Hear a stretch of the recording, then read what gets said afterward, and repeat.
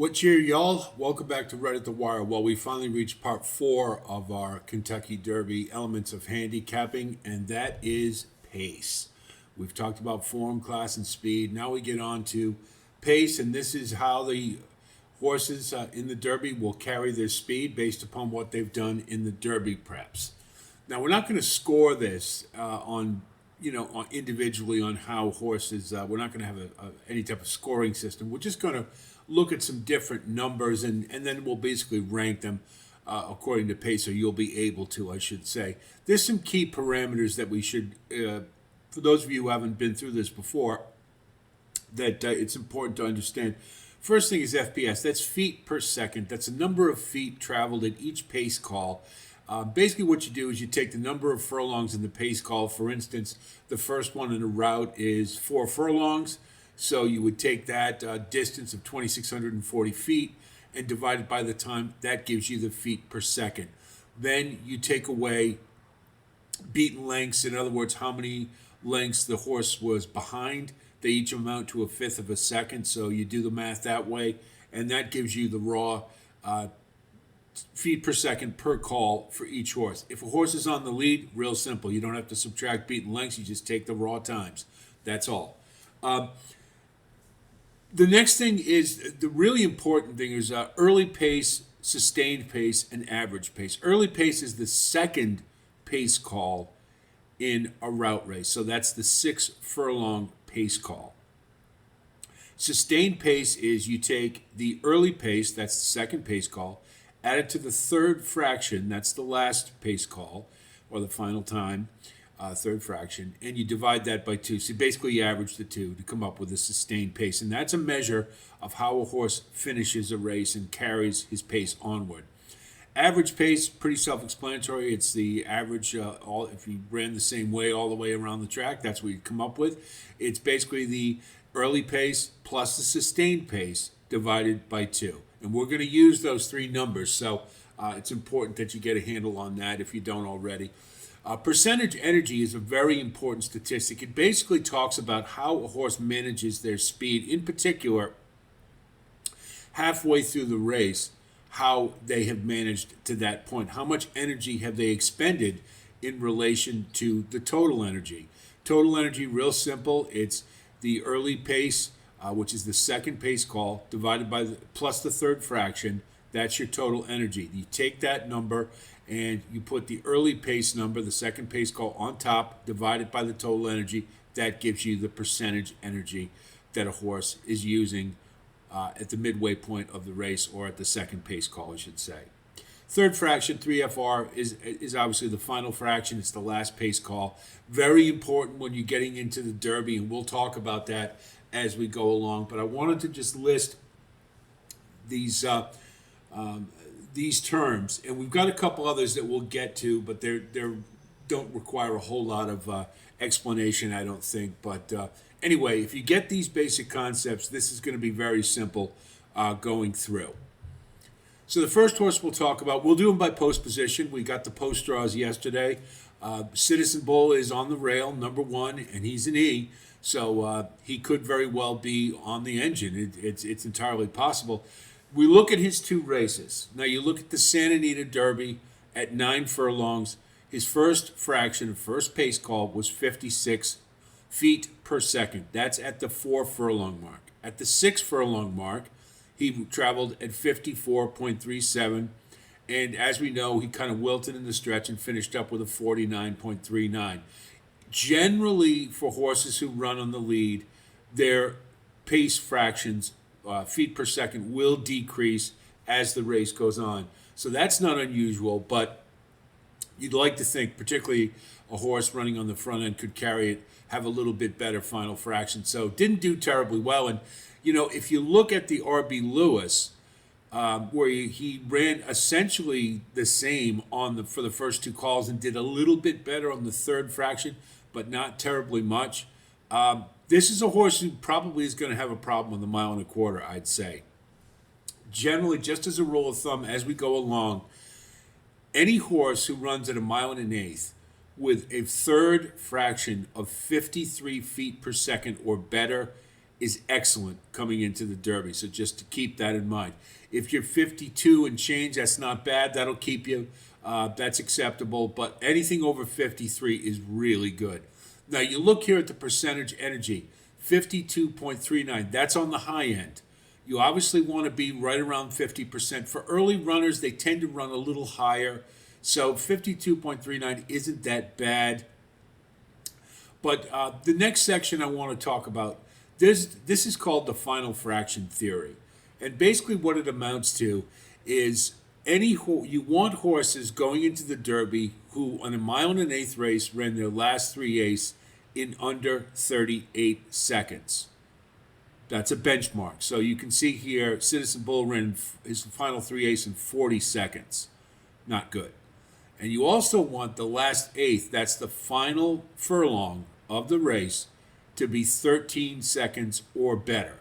Those are the two benchmarks, 38 for 3 furlongs, 13 for the last furlong. So you keep that in mind. You see 14.24, not very good, and that's below the standard there.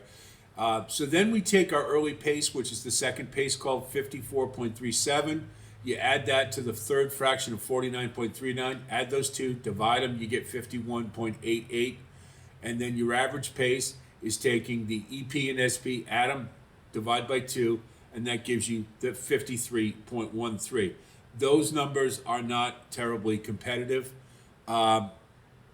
Particularly the SP number obviously is a little low. So just to keep those in mind, especially when you consider the numbers from the Rob Lewis, which is at a shorter distance of 1 mile, the numbers were a lot better. So it's, you can hear all you want about maybe they wasn't trained up all the way or things like that, but really what it comes down to is I think Citizen Bull is probably going to have trouble as the distances get longer.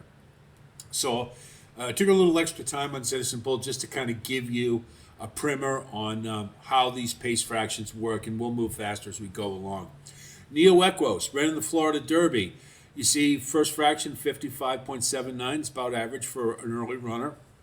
And you see it decreased over time. But here's a really nice thing to see. At 1 1/16 in the Fountain of Youth, his final fraction was 50.13, running at essentially maybe even a little quicker on the front end. But in the Florida Derby, he managed to speed a little better and was able to come up with a better pace fraction. So there is some progression there. That's not going to cut it for 1.25 miles. And I have my reservations about whether or not Neoqu can get the distance. But one thing we know about him is he is competitive and he will fight. So some things to know. Now you look at the last 3/8, 38.21, right on the border, but a little bit over, so not quite there. Same thing with the last final furlong, 13.28. So this is a horse right on the border. And but I think it's a pleasant surprise to see these numbers, which I thought might be a little worse than that, given the fact that the way, was kind of a distant third. So Neoqu, being on the rail, he's going to be able to save some ground and may keep him in the race a little longer. But really, those pace numbers probably don't keep him in the race in the Derby. You see the EP of 54.23, SP 53.03, and the AP of 53.63. Another note to make is generally any horse of the 20 in the field who leads in both SP sustained pace and average pace generally wins the Kentucky Derby. And we'll have them all enumerated for you. But these are numbers right now that would probably have Neoqu on the outside looking in, unless they really slow it down. And even then, there's others I think are better. But final Gambit. Now, we have to remember, of course, this was on synthetic. And every year the synthetic horses come in, the closers, and they always have really gaudy pace numbers. But we do have to remember it was on synthetic. This isn't dirt.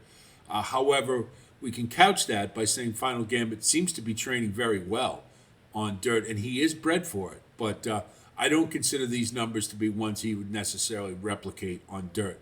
You see the first couple of fractions were about average.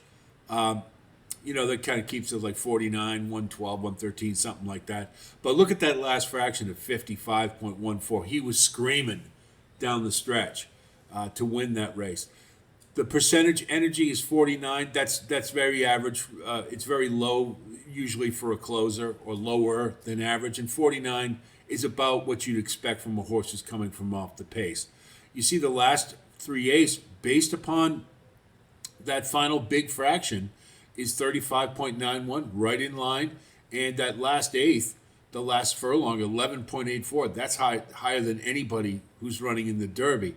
So it's enough to wet your whistle on Final Gambit, if nothing else. And he could really be a surprise horse. If he could come close to that on dirt, that would make him extremely scary. So he's a horse I really want to watch.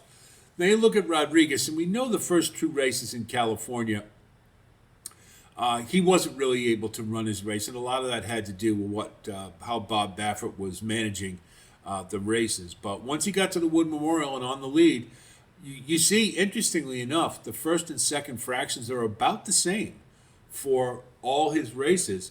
But look at that final fraction in the Wood Memorial, and you couple that with the fact that it's improving with each race, is a really, if you like Rodriguez, that's a really positive sign. Even more so is that percentage energy of 50. That's low for a front runner. So he is obviously managing his speed very well. I'm still a little concerned his stride's a little short. That's the only thing. But that final 3/8, under 38 at 36.9. Last furlong, 12.47. That's outstanding for a mile and an eighth. And his SP and AP, those are all really good. So Rodriguez is on the numbers. He's going to have company up front, but in that 4-hole, he's probably going to be able to get to the lead and then look out. You never know. He just might be able to do it. But you always love to see a horse who's improving as the distances are getting longer.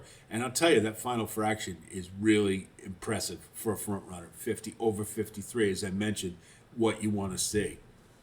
Now we come to American Promise, and you note the first two-turn races, pretty mediocre, but he did improve in each. You see 47.37 to 49.62 with essentially the same pace numbers for each. So that does show you signs of improvement. Put it all together, Virginia Derby, albeit around one turn. We do have to remember that. And that was just a lightning fast track. That track was playing so fast the whole weekend. And American Promise set the track record. Now, it's going to be a different story around 2 turns, that's for sure. But do note, the other thing is that his percentage energy is decreasing. And that's really significant for a front runner. So that tells you he's managing his speed a lot better. You couple that with the final fractions getting better. And I know it was 1 turn, and we're not expecting that he's going to run those type of fractions again, not at Churchill Downs. But you see that final 3/8 improvement both times, not acceptable, not where you want them. They need to be under 38 and under 13, but they're borderline with a horse who's clearly showing he's getting better. So American Promise, certainly one to watch.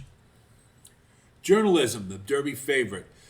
These were interesting, and we'll get to why later, but you look and you see that the San Felipe just ran lights out. Now, I'm not sure whether or not, I have a feeling the screws weren't turned up all the way for the Santa Anita Derby, so that would probably account for the dip in numbers, but there's still, even so, with that, the thing that's really nice to see is that early percentage energy of 50.29. That's a horse who manages his speed extremely well. And you really want to see that. It means he's a very efficient runner when he runs a race. You see the final 3/8 and the final 8th are both under our thresholds of 38 and 13. So excellent. The SP and the AP are a little low, and you'll see that later on. If we had based our calculations on the San Felipe, he would be probably in the top 5, but otherwise he's not with the Santa Anita Derby. But again, I think that's a product of not being tuned up all the way and planning more for the Kentucky Derby. Even so, the final 3/8 and the final 8th make journalism a prime contender and a very bona fide win candidate. Well, incidentally, we skipped the Japanese horses, I know, and the reason being is that I just don't feel right in trying to speculate on what their pace numbers were. And I know that may disappoint some of you. We tried to do it with Dermasotogaki a couple years ago, and I just don't know if it came out as accurate as it should have been. And I don't even want to go there and corrupt everything by trying to guesstimate. So I apologize if some of you were waiting for that. I think there's other factors, and I think certainly based upon what we've seen from Luxor Cafe, he's one we could take seriously with or without some data. So anyway, just an explanation there. Burnham Square. You see the Bluegrass Stakes, interesting in that you see the inconsistency of the third fraction. You see the Holy Bull, he ran his best third fraction at a little shorter distance. And the Fountain of Youth was pressed a little more early and consequently didn't have quite as much in the tank late. And that's something important to point out, is that, a lot of times these numbers, what they reveal is something very different than what you see visually.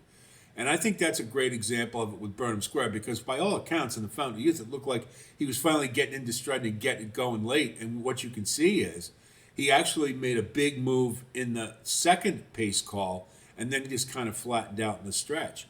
Not necessarily what it looked like visually. You see the percentage energy, he's a little high for a horse coming off the pace. And that 51.40, even in the Bluegrass, really tells you, if nothing else, how much they were crawling at the end of that race. And so if you look at that in comparison to the Fountain of Youth and the Holy Bull, I'm not as high on Burnham Square as I once was. And that is really telling. And he's apparently training lights out at Churchill Downs, but you can train great, but it doesn't add a couple of extra feet per second into your final fraction, and that's really what's going to be telling. So you look at all the statistics. His SP and his AP are pretty high, and that's because of the middle move he made, which 55.79 is pretty high. But Burnham Square to me is kind of borderline, and that's borne out by the last 3/8 and the final furlong are just right on the line. Grond. We've only got the Wood Memorial, but boy, is it exciting to think about what this horse can do. You look, his fractions are really phenomenal. 53.08, and when you consider all the ground he lost in that race, and he was able to still do 53.08 in the final fraction, that's really impressive. 51.14 percentage energy means he manages his speed very well. The last 3/8, 37.3, perfect. 12.37 final furlong, excellent. One of the best.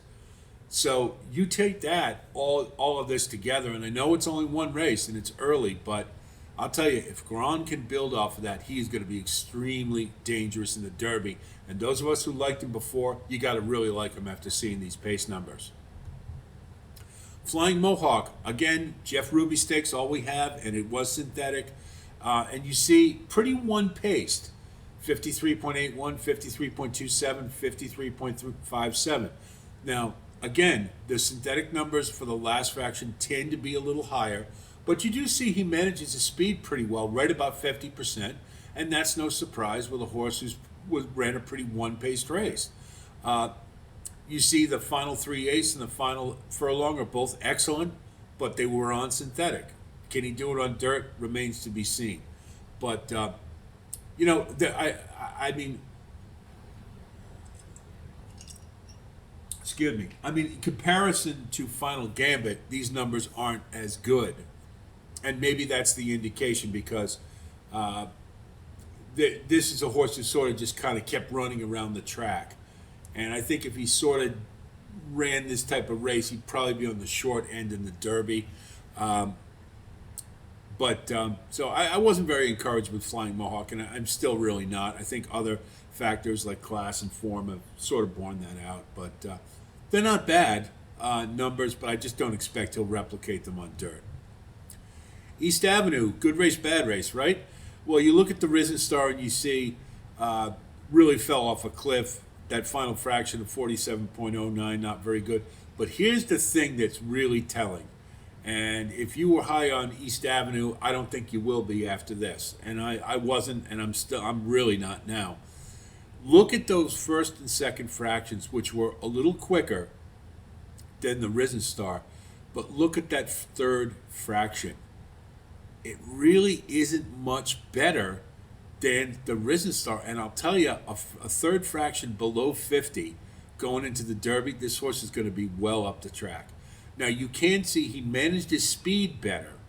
The percentage energy dipped from 53.94 to 51.36. So what you can take from that is perhaps he did need a race in the Risen Star. You know, sometimes they get a little keen early when they're coming off the bench, and then they fall off a cliff, and then they come back and run a better one. He did run a better one, but here's the thing. If that's the best he can do, or, you know, maybe he could do a little bit better than that, it's not going to win the Derby.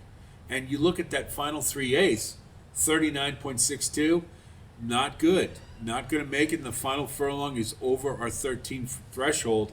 So not very encouraging. If that's, you know, even a little bit better race than the Bluegrass, isn't going to win the Derby. So I'm really down on East Avenue, particularly after seeing these, and I think that it's borne out by the pace numbers. Publisher. Got 3 Derby preps, and you always like to see that because you can see the progression. Now, you take a look at these, and he basically ran in the Arkansas Derby the same race as Sandman did, I think, except he didn't move quite as quickly. Now, you look and you see the first fraction improving with each race. You see the second fraction staying about the same.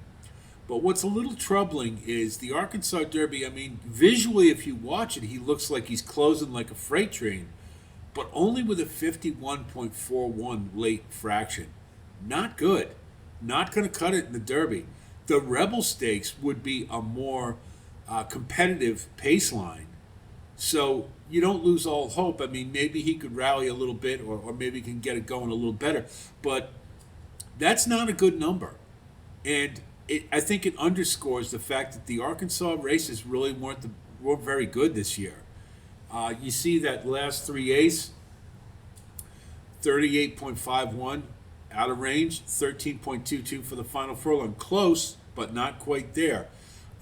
Could he improve? Could he take another step forward? Yeah, he could. But, you know, even so, would it be enough to tell you that he could be a real strong Derby contender? I'm not so sure.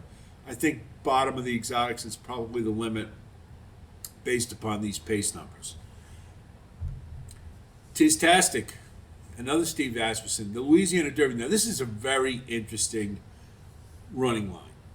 Now, you look at the Rebel Stakes in the Southwest, they weren't really much to write home about. He had basically the same problem each time.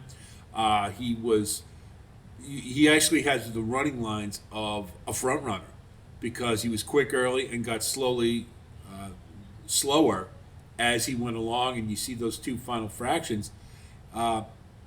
What's really troubling about those is the pace management, 50.81 and 51.63. I mean, he's managing his speed well. He just doesn't have any, is really what it comes down to. But the Louisiana Derby, look what happened. Now, the first fraction is roughly a little bit slower. But look at that second fraction, 57.16. That's smoking. And I had to triple check that because I was like, that's just so much faster than anything you ever see.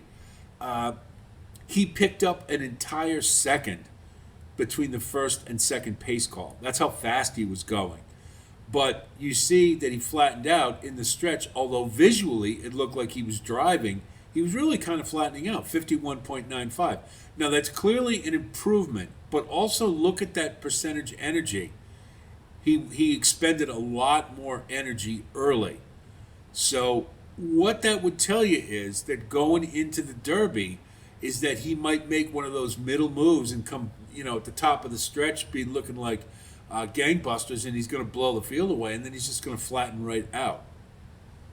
Could he improve? Sure. The distance is definitely going to be in Tisttastic's favor. This is a horse that can run all day. We've seen that, and I think he won the Louisiana Derby essentially because he kept running. The Louisiana races weren't great this year either. So kind of a mixed bag with Tisttastic, I think. Now you look at that final 3/8. Now that's based on 3/16, and that's what the asterisk is for. Based on a mile and 3/16, I should say. That's the final time. The final. It's not 3/8. It's. I think it's. I don't know, but it between the distance between 6 furlongs and a mile and 3/16. Okay. So it's 9.5 furlong, or 3.5 furlongs. So if you look at those numbers, and what I would do is knock 6.5 seconds off of them, and that would kind of give you an idea of probably what his time is. So the 19.73, if you knock 6.5 off that makes it 13.23, borderline. And if you knock 6.5 off of it's what 37 and 37.8, so that's also that's acceptable, but it's a little borderline.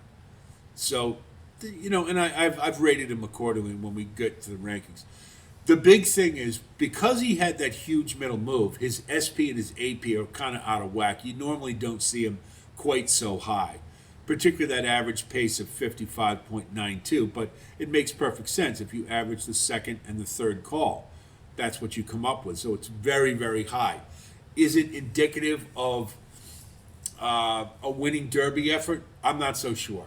I think Tisttastic is definitely a horse to be considered, to be sure. But I don't know that I can.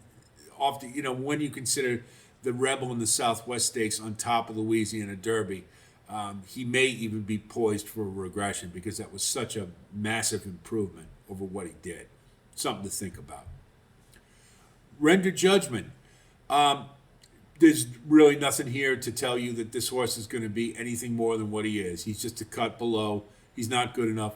You see his late pace fraction is not improving. You see his percentage energy. He's not running terribly efficient, and that really has to do with more than anything else is that he's outclassed in these races. He just can't keep up with the other horses, and that's why his percentage energy is high because he's running hard to keep up with them. The last 3/8 and last eighth, you do see some improvement with the final furlong, but the problem is that he's already out of it by that point. So I can't recommend Render Judgement, and to me, this is pretty clear that he's going to be a pass. Coal Battle. Now this is another one that may surprise. You look at that Rebel Stakes, and those are all numbers that would tell you if he can move forward from that, he's a real big-time Derby contender. 55.79, 54.61. This is for an early pace runner, a horse pressing the pace, so it's not to be alarmed. Do you see him decreasing? But 52.34 is good, not great for a mile and like I say, you want 53 or better for the Derby. But here's the problem. The Arkansas Derby, you stretch him out to a mile and an eighth, and you still see that decrease, but then he really drops off in the final, the third fraction. Not a good sign, particularly when you consider he's expending more energy on the front end to stay up. You see that last 3/8, 40.26, not going to make it. Last furlong, 14.17, not going to make it. So, Coal Battle, and was a big surprise to me that he's one of at the bottom in terms of pace numbers, and you really kind of get the feeling a mile and a quarter is probably going to be too much for him. He's a nice horse. It's a great story, and I know he's going to compete, but I just have a feeling he's going to be backing up late based upon these numbers. Sandman, horse everybody's high on, a lot of people are, won the Arkansas Derby. The pace numbers, once again, tell a different story, and I can't stress this enough, how you got to really look at these. Now, he's a closer. That's the way we have seen visually. He looks like a late runner, particularly, Southwest Stakes, he blew the break. But let's look at him individually to give you an idea. Now, one thing you can see right off the bat, his percentage energy is going up. So, in some respects, that's a good thing because it does say that he's getting more engaged in the races early. but it also says, maybe he doesn't have that energy to give up. And the reason I say that is because he blew the break in the Southwest, right? Okay. So the first fraction is going to be low. And he didn't do much more in the second call. And it looked like he was flying in the Southwest, but look at that late fraction, 51.51. Not very good. Not very good going to the Derby. The Rebel Stakes, his numbers improved because he didn't have a gate issue. You see 54, 55, 52.66. Now that's a number that going into the Derby would be okay. But now you come to the Arkansas Derby where it looked like he was just, visually blowing that field away. Well, look at that late fraction. 51.48. Not good. And I was really stunned to see it. So what it says more than anything else is those Arkansas races weren't very good and they weren't rated very high. The Rebel Stakes got a little bit of 117, but it wasn't a good race. Now you look at those first two fractions and that kind of tells you. Because those are, about what a pace presser does, like a mid-pack horse. And a good one would finish up with like a 52 and change or 53. And he's at 51.48. So visually it looked impressive. Not so impressive as you might think. Now you look at his last 3 eighths, 38.46, outside the box.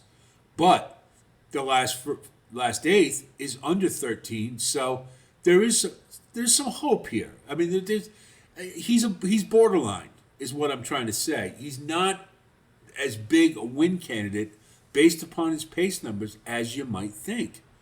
And so I really hope that hits home with those of you who really want to get behind Sandman.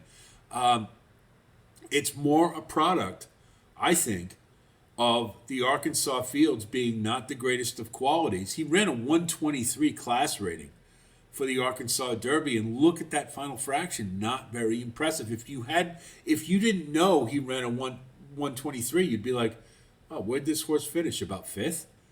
So that's all I'm trying to say. Sandman, he's a nice horse. He is a nice horse. I don't want to say he isn't. But these numbers are not necessarily for a horse who can win the Kentucky Derby. So keep that in mind. Sovereignty. Okay. You look at the Fountain of Youth, a little bit quicker, earlier, 55.67 than in the Florida Derby. But you look at that final fraction, 52.48, which is good, not great. But, and we saw him flying down the stretch, to get up and win. But he really didn't kick it into gear until probably the last 50 yards.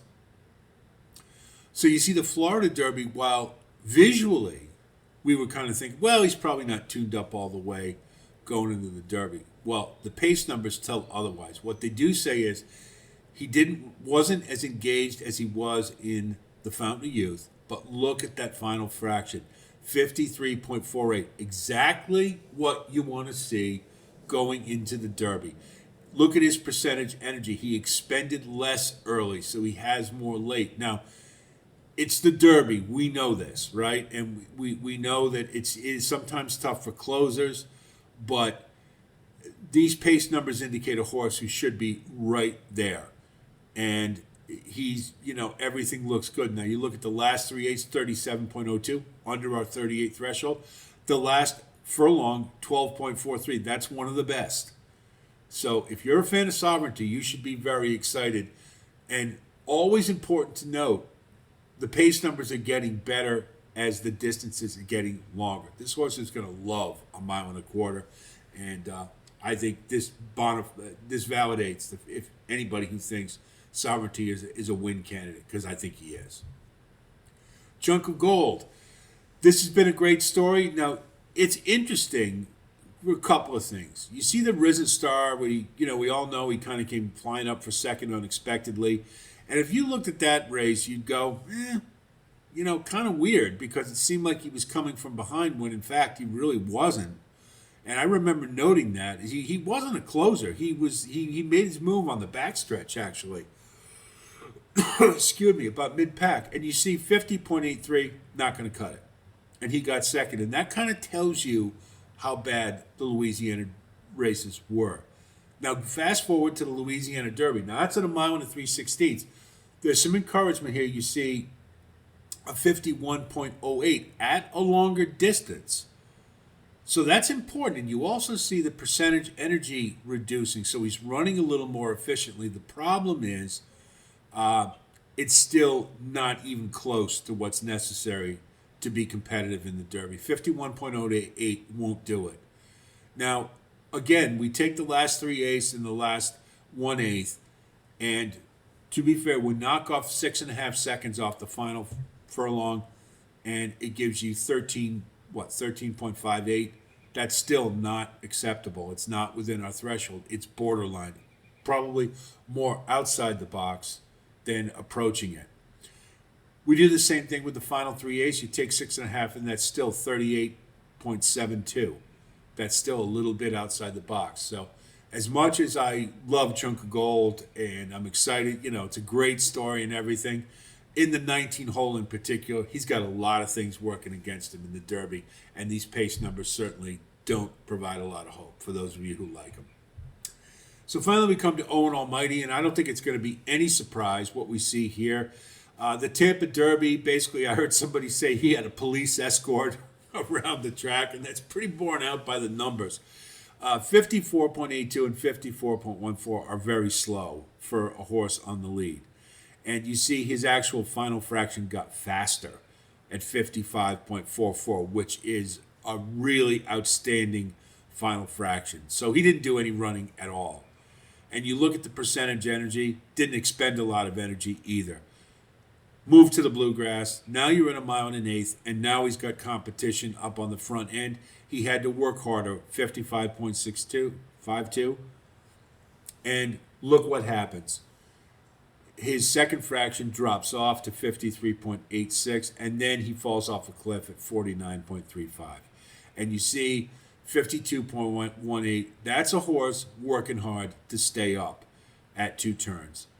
We know this horse doesn't want 2 turns. There's no point in belaboring it. You'll see the final 3/8, 40.12, won't cut it, and neither will the final 1/8 of 14.09. And you see his EP, SP, and AP, not good enough.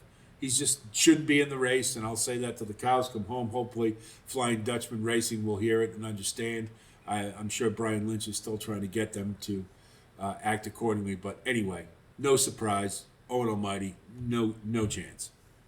So, looking at our percentage energy, I've drawn a line under Grond to kind of give you like what I feel to be horses who are running efficiently, and then that's a good place. And after that, it kind of starts to go south a little bit. So, the horses that are, I think are running late runners, and again, I'll admit, Final Gambit, Flying Mohawk, that's on synthetic, so those numbers aren't necessarily indicative of what they'll do on dirt. But you look, Journalism and Sovereignty in particular and Rodriguez are really running excellent, very efficient races. And no surprise, those are our top 3, right? So that shouldn't be a surprise. Neoqu is a bit of a surprise, and I'll tell you, I think this horse, when he gets back to 1 turn or at shorter distances, he's going to be awful dangerous. I'm not sure at a mile and a quarter. But Grond, another one, 51.14, excellent speed management. So to me, those are the horses that, have outstanding numbers. Now, you get past them, and what should be really some of the horses that really should pop out at you are like Owen Almighty, Coal Battle, Citizen Bull, American Promise, and even Burnham Square to a degree. I mean, that's a little high, particularly for horses who have been pretty competitive, but now that they're going to get a longer distance, they use up that kind of energy early. They're not going to be there at the end. So just something to think about there. Now, we talked about the final fraction, so I think it's always important to rank the horses based upon what they did. Now, Final Gambit's no surprise in the Jeff Ruby at 55.14. I highly doubt he'll do that on dirt. I just don't see it. But the synthetic closers usually come back with much higher final numbers, so don't get too excited. However, it does not mean that Final Gambit won't run a good race on dirt, and I kind of think he's going to. And he's a horse I'm going to be seriously considering with the right price as a sleeper. And I think he'd have to have a lot of pace, and I'm not so sure we're going to get it. I think the pace is going to be a little quick, but not lightning fast. So, one to definitely consider.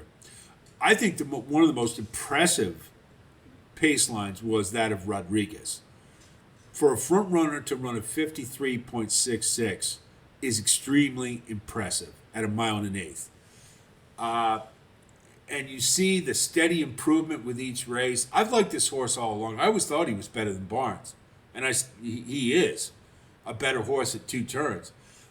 The one concern I have is that his stride length. He's just going to take him an awful lot to keep going at 1.25 miles. But I think he's extremely dangerous on the front end. And having a final fraction for a front runner like that, really impressive. Flying Mohawk, same as Final Gambit. I think Final Gambit is much more legitimate than Flying Mohawk. Sovereignty, 53.48 is outstanding for a closer.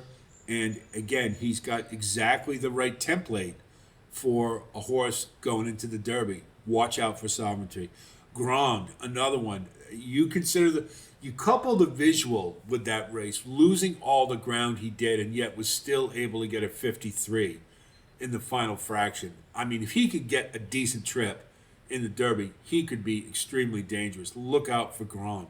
Journalism, again, I think a little something was off in the Santa Anita Derby, meaning I don't think he was tuned up all the way, but still, that's 52.88 is fine. That's a very acceptable number, and we know in the San Felipe he can run better than that, and I think he will in the Derby, and he's definitely a deserving favorite.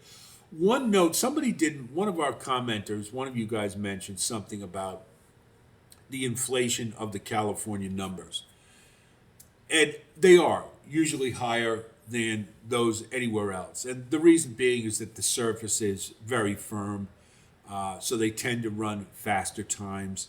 However, I will say this. I don't think that's a distortion when it comes to journalism. I think he's the real deal. The only question we've got, really, is can he handle a 20-horse field? But we got to wonder about that with all of them. He looks awful good. And could you say his speed numbers are a little high being out in California? Perhaps. But there's still, I think, even with East Coast measurement, if he was running East Coast tracks, he can measure up. I'm not worried about that too terribly much. He's awful good. The pace numbers, I will say, I was a little surprised they weren't a little better in the Santa Anita Derby.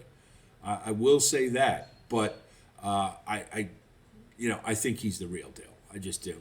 Now you look at, we've mentioned some of those horses that have visually been later runners, having kind of low third fractions, and again, take that into account when you evaluate horses coming out of Arkansas or Louisiana. I don't think that is necessarily they were the best places to be, quality-wise. Burnham Square in the Bluegrass, he won the race, but, man, that's slow. 51.4, I mean, and again, it was a race where East Avenue was just kind of begging somebody to come get him. And that was borne out by East Avenue's last fraction of 49.97, which isn't very good. And you look at the ones down at the bottom, it must be a surprise to a lot of you that Coal Battle is so low. He's dead last. So again, when we're evaluating these horses, I think you have to downgrade those from Arkansas and Louisiana when you see these numbers. So here's our sustained and average pace. I talked about that. Now the important thing to know is horses who lead in both categories, usually there's only one, they win the Derby. Now, we know that Tisttastic, we have a couple of anomalous races. For instance, that Virginia Derby with American Promise on a mucho speed favoring track around one turn, I don't think those numbers can be considered legitimate. If they were around 2 turns, different story. That's like Flightline level if he can do that.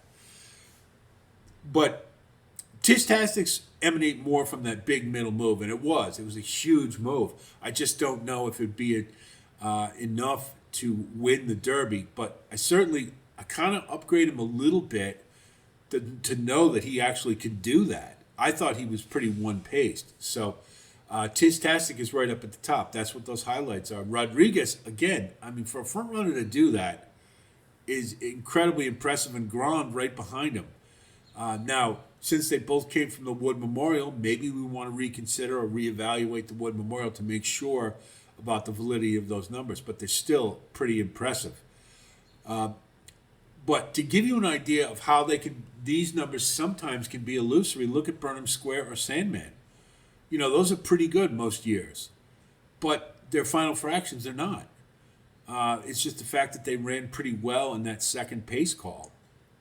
Publisher too. And then look where journalism is, you know, because he sort of kept running. And because of that, you know, the way those numbers are calculated, look at him. That would normally be a pretty good, I wouldn't say those would be leading numbers, but they'd be pretty good. And look where they are.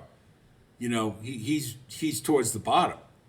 Is he going to run that way in the Kentucky Derby? I don't think so. I'm not. So I point all this stuff out so that we get an idea of what these numbers mean, and not to be, you know, to jump and say, oh, journalism, I was really high on him, now I'm not. No, still be high in journalism. So most years you get a pretty good feel from the sustained and average pace. I'm not so sure this is a year. I think there's other pace numbers that are probably more telling.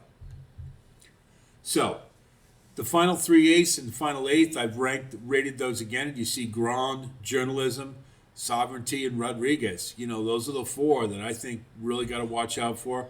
And final Gambit has the best of all, but again, on synthetic, sort of expected that to be pretty gaudy. And flying Mohawk as well. And Sandman, you know, despite the fact that his final pace call was a little slow, he still ran a final furlong under 13. So I think that's, you know, maybe gives a little more to Sandman. Just don't completely throw him out. And you know, I would consider like Publisher, Tisttastic, and like Neoqu and Burnham Square like borderline. You know, you can kind of go either way. If you think they're going to progress a little bit more, then maybe you can consider him. I think the fact that Neoqu runs up towards the lead, even though he's got a nice post position, I'm not so sure. But the fact that Burnham Square, Tisttastic, or Publisher are going to be coming from off the pace, maybe you can give him another look. American Promise, I mean, he's going to be up amongst the leaders, and but you look at that Virginia Derby, I don't see him doing that again around 2 turns. And if you think about that 52 late fraction was at around 2 turns, you know, he still needs to take a step forward, but I'm not sure he can't. There's a lot of things pointing for him. He's going to run really well. So maybe the pace numbers don't tell the story. Now, when you get past American Promise, Chunk of Gold, Render Judgment, East Avenue, Own Almighty, Cold Battle, Citizen Bull, toss. Every one of them. I think these numbers tell a story about them. I just don't see any one of them is going to factor in the race. So if anything else, excuse me, you got 6 right off the bat that I think you could throw out comfortably because they've been at the bottom in just about every category. So I know we all want to know what's a horse going to do when he runs a 1.25 miles. So I've projected out from their last race, what their times would be. So you can see now. American Promise, I did not highlight because of 158 and 4. That's faster than Secretariat. He is not going to do that around 2 turns. Nobody is. So I don't consider that to be a realistic race. We can't base 2 turns, 1.25 miles on the Virginia Derby accurately, but that's what it is if he ran back to that, but he won't. And I think we're all in agreement. We would be. If anybody who thinks he will, he's not the second coming. He's not Secretariat. He's not Man of War. He's not Flightline. That's what he'd have to be to do that. So we've highlighted the ones that are based upon what I consider to be realistic numbers. And you see Rodriguez, journalism, Grond, and sovereignty. are the ones with the top 1.25 mile times. And I think that makes perfect sense. They should be. And so in that respect, the pace numbers bear out, where in some respects they look, like the SP and the AP for journalism just seems out of whack. If you go back and look at the numbers and you parse out the final time, he's right there. So in that respect, I think these pace numbers are a pretty good indication. And so there it is. It's all based upon post positions, by the way. These aren't rankings. But so I think of all the things we look at, I like the hard numbers of pace because they really tell the tale, and they refute some of the visual impressions that we may have about some horses. And I hope that you, if nothing else, you've got that from this, and that maybe if you were really high on a horse and you see some disappointing numbers, maybe you want to reconsider them a little bit. And maybe horses that you weren't high on and you see the numbers here, maybe you'll give them another thought. So that's the idea behind it. And again, I can't do anything else and just hope that this has been of value too, and I hope it helps you in your own assessment. So that's pace. We have got our final assessment coming up. We will do that later this week. We're going to try to get some Oaks coverage in. It is going to be a tall order, I am not going to lie, but I'm going to try to do it and get some as much as I can in. We will have the full Derby card, the late sequences, best bets, value plays, all that good stuff. So be on the lookout for that as well. And certainly if you do like content like this, please like and subscribe. And thanks again to all of you who have come on board. Thanks again for all the commentary. Some of you are rather voluminous in your comments, and it's very, you got some great info nonetheless. So keep up with that. That's it from here. I'll talk to you soon. And until then, be well.